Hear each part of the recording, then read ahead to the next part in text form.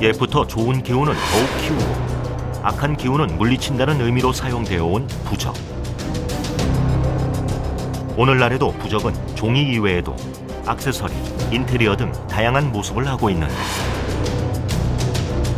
부적이란 무엇이며 정말 그 힘은 존재하는 것일까?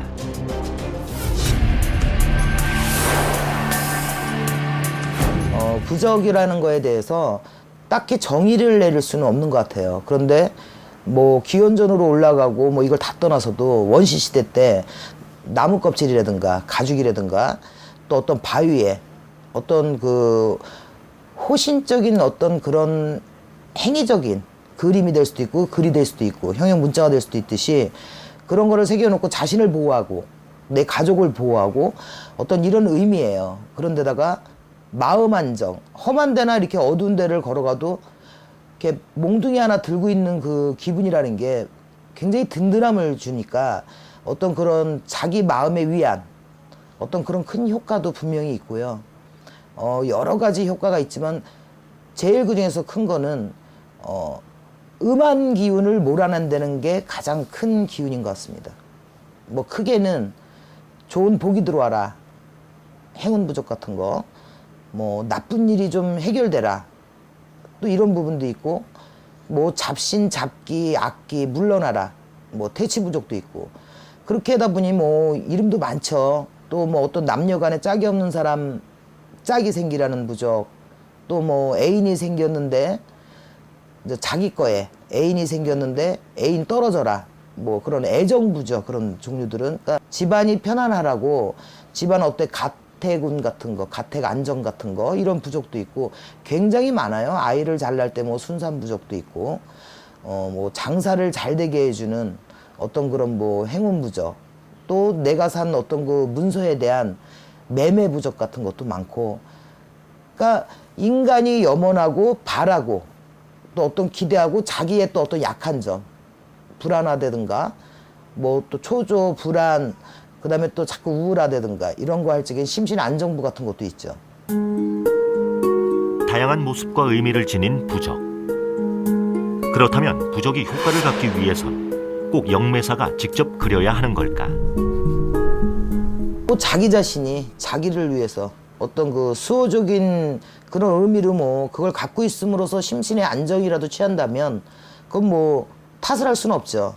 그런데 그래도 그 주술적 행위를 할 수 있는 또 그거에 대한 원천적인 힘이라든가 또 어떤 신의 원력이든 어떤 기의 어떤 힘이든 그래도 내가 바라는 소원을 바라고 이루어지려고 할 수 있는 거라면 그래도 이쪽 분야의 전문가가 쓰는 게 당연한 거죠. 부적에 쓰는 형태들은 각 전문가마다 달라요.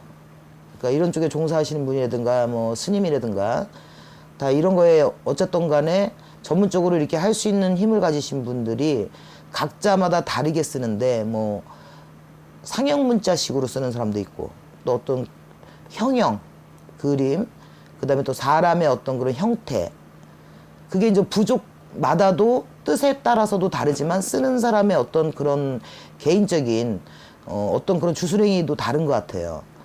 저 같은 경우는 보통 때는 부적을 쓰지를 않아요. 보통 때는 쓰지를 않고 뭐 어떤 그 상징적인 물체에다가 새기는 걸 좋아하고, 예를 들어서 뭐 벽화, 그 다음에 도자기 이런 거에다 아니면 이제 그림으로 이렇게 하는 걸 좋아하고, 또한 저는 문자나 어떤 글자로 쓰지를 않아요. 그러니까 어느 기도나 어떤 의식을 치른 다음에 붓이 움직이는 대로 그 사람의 어떤 소원을 갖다가 그 붓 끝에 담아서 그렇게 해서 이 붓이 내려가는 대로, 흐르는 대로 쓰는 편이거든요. 그걸 이제 신부적이라고 저는 칭하고 있어요. 그래서 각자들 다 다르고 방법도 다르고, 또 이제 이 방법이 다르다는 것은 그 쓰는 전문가에 의한 다름이 있고, 또한 이제는 그 내용에 대해서 또 다른 점이 있죠. 규칙이라는 건 없어요. 뭐 세상에 눈에 안 보이는 어떤 그런 근거적인 어떤 그런 사회적 합의가 안 들은 모든 것들이 정의라든가 규칙이라는 거는 있을 수가 없는 거죠. 그냥 내려오는 대로, 또 이제 분들이 그렇게 쓰신 대로 하는 분들도 있고, 또 어린 제자들이 이제는 자기의 신부모라든가 자기가 이제 봉양하고 있는 신 선생한테 또 보고 배운 것도 있고 또 자기의 뜻대로 쓰는 사람이 있고 각자 다 다르고 어쨌든 간에 가장 중요한 것은 정신적인 거랑 마음, 기원하는 마음이 어느 정도 연원이 큰가, 또 그거를 또 받는 사람의 그 입장, 그걸 믿음, 이런 부분들이 다 합쳐져야지 가장 큰 시너지를 내지 다른 뭐 형태에 대한 어떤 의미는 크게 없는 것 같아요. 맞고. 이거는 이제는 아픈 분, 예? 그러니까 어떤 그 영혼적인 방해를 받으시는, 그러니까 이제 저희가 흔히 말하는 뭐 잡기가 들었다, 그다음에 뭐 꿈자리 가위 눌림, 이런 분들을 위해서 썼죠. 이거는 이제는 사람 형상에 자세히 보면 형상이라는 게 나와요. 마음 심이 들어갔잖아요. 이제 이거랑 또 어떤 그 잡기적인 태송, 그다음에 이런 부분들은 어떤 형태의 악한 음의 기운을 모아서 가둔 거예요. 그런 부분들, 이런 부분들은 보면 이제 몸에 지니는 거, 세 장 정도는. 왜냐면은 운이 들어올래도 운이 들어오는 부족과 또 그 운을 혼자 받을 수 없거든요. 하는 일이 잘 돼야 되고, 그다음에 또 귀인이 들어와야 되고, 이런 부분들이 있어요. 또 부정한 게 치워야 되고, 이런 부분들이 잘 이제 조합이 돼서 이렇게 이제 몸에 지니는 거. 이 부분들은 자신이 거처하는 곳, 큰 문, 현관이라든가 대문, 이런 맨 앞에 처음부터 들어오는 걸 방지하는 거예요. 여기에는 좀 많은 주술적인 의미가 들어있어요. 이제 뭐 음의 기운을 치우고, 잡기잡신기를 치우고, 부정한 인간이 들어올 때 뭐 상문이 껴들어온다든가 이런 부분들을 많이 막는 부분이고, 또 이 부분은 자기가 누워있는 곳, 침대, 뭐 머리맡이라든가 침대 보기 흉하면 침대 밑, 이부자리, 뭐 벽에 안에다 둬서 기운, 사람이 기가 떨어지면은 가위 눌림도 있고 꿈자리가 또 흉할 수도 있잖아요. 그런 부분의 기운을 안정시켜 주는 거예요. 이렇게 이제 박자가 골고루 맞을 때 더 큰 시너지가 크겠죠. 부족이라는 것이 계양지 같은 그런 종이에만 쓸 수 있는 게 아니라 옛날 원시 시대도 말했듯이 나무 껍질이나 바위나 가죽이나 어떤 새길 수 있는 어떤 부분들에 닿는 거예요. 근데 좀 어려워지고, 또 계양지라는 것이 그 주술적인 열매의 그 색깔을 물감을 입힌 종이에요. 근데 이제는 저 같은 경우에는 더 큰 거를 한번 의미를 좀 생각해 봤어요. 어떤 의미였냐면, 이걸 오래 갖고 있을 수 없나? 또한 이런 뭐를 믿던 식당 같은 데도 이런 부족 같은 거를 갖다가 붙여놓으면, 솔직한 얘기로 종교가 한 가지 분들만 들어오시는 분이 아니잖아요, 식당이라는 곳이. 그러다 보니 이제 실내 인테리어도 될 수 있고, 또한 어느 누가 봐도 거슬리지 않는 어떤 그런 미적인 효과까지 살려서, 도자기라는 그 자체만으로도 굉장한 어떤 공이 들어가잖아요. 저 나름대로 다른 부분들을 어떤 그런 처방을 해서 그런 재료로 도자기를 빚어서 그곳에다 글을 한번 써봤습니다. 그거를 그림으로도 표현을 해봤어요. 역시나 항상 제 그림에는 이렇게 아기, 딸 아기가 들어있거든요. 설명했듯이 어떤 자기 마음에 대한 어떤 그 헌신적인 그런 행위예요. 사실상 제가 굉장히 안타깝게 생각하는 거는, 이제 뭐 다들 그렇다는 것이 아니라 간혹, 굉장히 간혹 드물게 어떤 이런 데 오시는 신도들의 부족을 뭐 프린트를 한 거를 사서 준다든가, 뭐 만물상 같은 데서 대신 대피를 해서 써온다든가, 뭐 이런 거로 채우는 경우가 좀 가끔 있어요. 그런 거는 솔직한 얘기로 저 같은 경우에는 강한 부정을 하고 싶어요.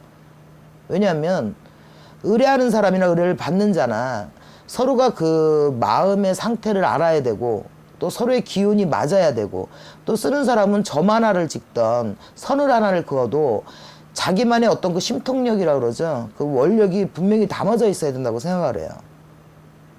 그래서 결국은 그저 기분 전환용, 또 자기만의 그냥 그거를 또 그렇게 함으로써 기분이 좋아진다만 해도 큰 효과죠, 사실은. 그런 거 외에는 어떤 주술적인 효과는 전혀 없다고 봅니다. 새로 이사간 집에서 발견하게 되거나 혹은 누군가 떨어뜨리고 간 부적들. 간혹 이러한 것을 마주하게 되면 계속 붙여놓기도 떼어버리기도 애매한 경우들이 있다. 첫째 그 부분에 대해서 잘못된 부분은 이사를 가면서 자기 자신들이 그렇게 소중하게 붙여놨던 부적에 대한 퇴치법이 잘못됐다는 거예요. 좀 가기 전에 그거를 맑은 곳에서 또 어둡지 않은 곳에서 잘 태우고, 그다음에 이제 부적물, 고춧가루 물이라든가 이런 물을 좀 그 태운 자리에다 뿌리고, 그다음에 맑은 물 한 번 더 뿌려서 뭐 그동안 이제 뭐 이것 때문에 덕을 받던 안 받던 이제 그 태송이에요. 그 원력에 대한 태송을 해야 되는데 그냥 뭐 붙인 사람 마음도 가벼웠던 것 같아요. 띄질 않았다는 거는. 하물며 새로 이사 간 사람이 그거에 대해서 이렇게 큰 의미나 두려워할 필요는 전혀 없어요.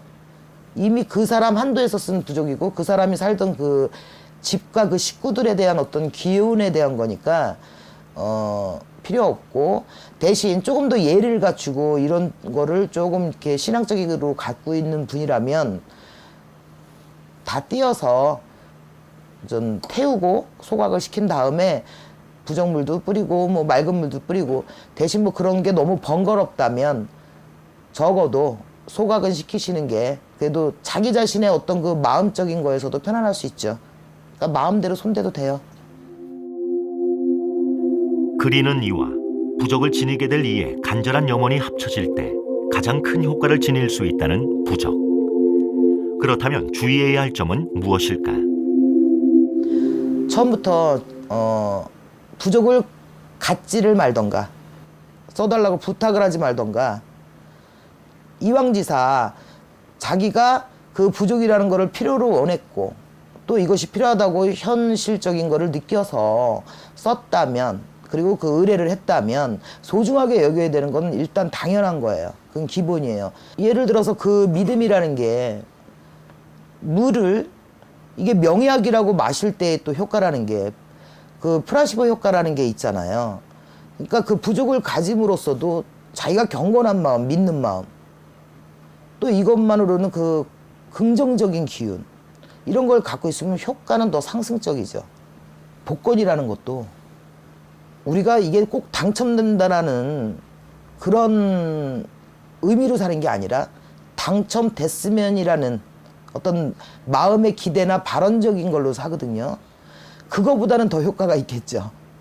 이제 이건 우스갯소리고, 내가 믿고 진짜 그 쓰는 분들이 어떤 굉장한 기운을 갖다 실어주고 또한 맑은 염원이 들어있고 소망이 들어있다면 상상치 못할 효과도 일으킬 수 있습니다.